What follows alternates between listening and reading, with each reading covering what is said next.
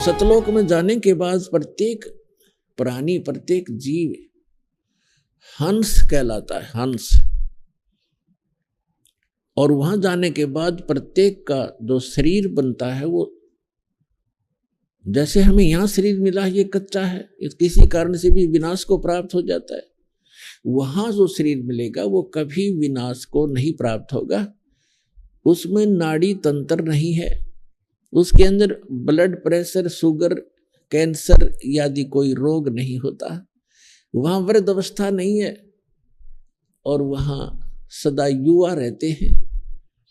जब बच्चे होते हैं ऐसे आपका परिवार होगा और बच्चे होंगे, और एक स्थिति ऐसी आती है कि वो युवा होने के बाद फिर युवा ही रहेंगे, वो सदा वृद्ध नहीं होते। और इतने शुद्ध विचार हैं, किसी चीज का अभाव नहीं है, किसी वस्तु का अभाव नहीं वहां पर। यहां तो एक हीरा आपने शायद किसी ने जीवन में देखा भी नहीं होगा, हीरा।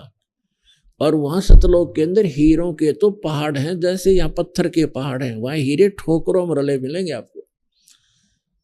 और दूधों की दरिया बहती है, सदाबहार वृक्ष हैं, किसी चीज का अभाव नहीं, जहां बैठो कुछ खाओ।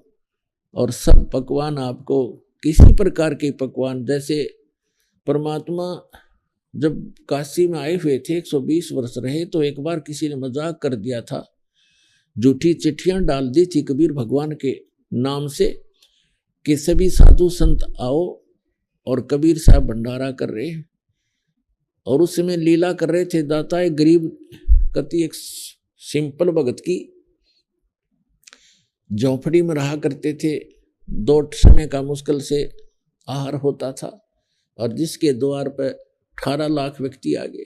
तो वो परमात्मा स्वयं गए अपने निज स्थान सतलोक में, और वहां से 9 लाख बैलों के ऊपर बने बनाई जलेबी, कचौड़ी, पकौड़ी, दही, बड़े, बूंदी, लाडू, सब कुछ भरकर, दाल, चावल, खांड, खीर, सब कुछ बने बनाया, और यहाँ सेकंड में लाता रहे।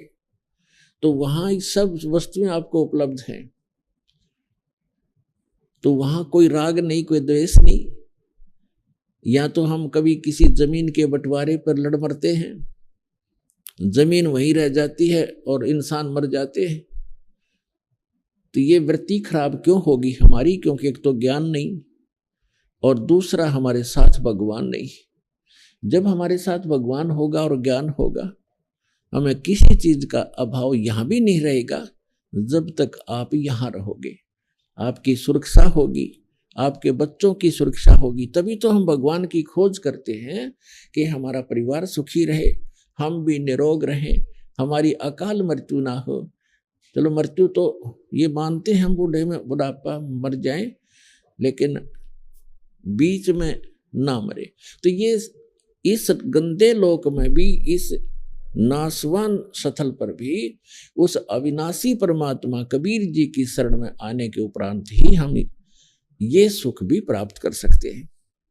तो ये ज्ञान हमें अभी किसी ने बताया ही नहीं, और परमात्मा आकर बताने की चेष्टा कर रहे थे।